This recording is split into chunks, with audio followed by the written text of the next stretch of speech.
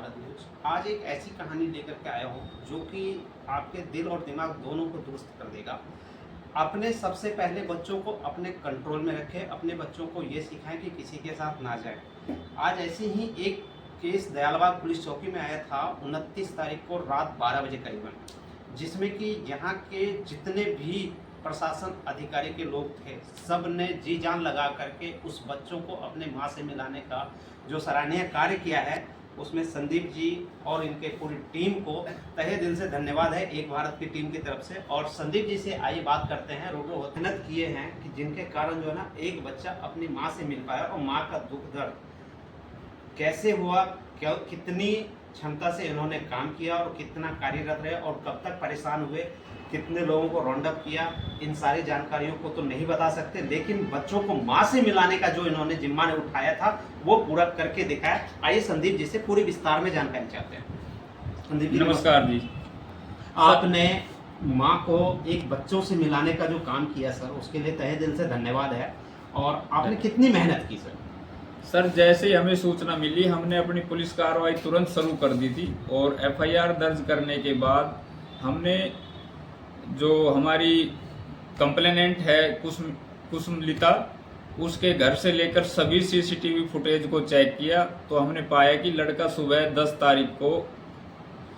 10 बजे 29 तारीख को अपने घर से निकला था अपने साथियों के साथ और दयालबाग रोज गार्डन में होते हुए 2:30 बजे अपने घर पहुंच गया। उसके बाद फिर वो घर से दोबारा निकला है और 3:15 पर जब गुड़गांव ग्रामीण बैंक मेन मार्केट लकड़पुर वहाँ वो पहुँचे तो एक आदमी ने किसी खाने की वस्तु का लालच देकर बच्चे को अपने साथ ले लिया और फिर वो शिव मंदिर की तरफ आगे गया है उस बच्चे के साथ और वहाँ से फिर वापस बैंक के सामने से और लकड़पुर नाले की तरफ आ गया।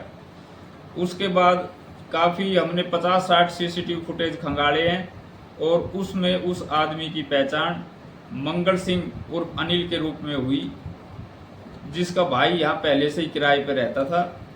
उसके बाद मामले की गंभीरता को देखते हुए श्रीमान सीपी साहब सत्येंद्र कुमार गुप्ता जी, डीसीपी एनआईटी मकसूद अहमद जी और एसीपी एनआईटी मैडम मोनिका जी के निर्देश अनुसार क्राइम ब्रांच की और थाना सूरजकुंड के लेवल पर कई टीमें गठित की गई है और आज सुबह 2 बजे रात को बच्चे को लखनऊ से सकुशल बरामद कर लिया गया है और उनके वारसान के हवाले क्राइम ब्रांच एनआईटी द्वारा किया जा चुका है।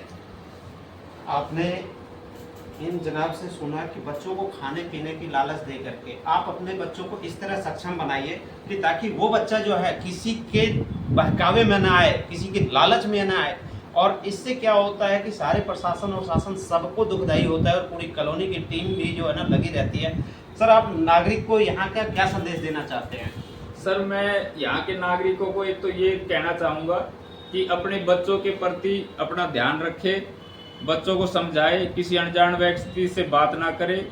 दूसरी बात ये है कि ज़्यादा से ज़्यादा सीसीटीवी कैमरे लगाए जाए और इस अभियान के दौरान हमने ये भी देखा है कई दुकानदारों ने अपने सीसीटीवी कैमरे का रुख अपने शटर की तरफ किया हुआ है जिसमें रास्ता नहीं आ रहा है, जबकि कोई क्रिमिनल आता है तो उसमें रास्ते को सीसीटीवी कैमरे से कवर करना ज़रूरी है, क्योंकि क्रिमिनल अपने व्हीकल पर आएगा, किसके साथ आया है वो देखना बहुत ज़रूरी है, तभी वो घटना ट्रेस आउट हो पाएगी। जब आप कैमरा लगाते हैं थोड़ा सा ये भी ध्यान रखें कि हो सकता है कि आपके जानकार के भी बच्चे उठ सकते हैं या आपके किसी जानकार का भी नुकसान हो सकता है। आपने कैमरा सिर्फ अपने लिए नहीं लगाया बल्कि एक सुरक्षा और सहयोग के लिए, समाज कल्याण के लिए लगाने की जिम्मेदारी उठाएं, बीरा उठाएं। धन्यवाद दोस्तों, आप देख रहे थे एक भारत। जय हिंद साथियों।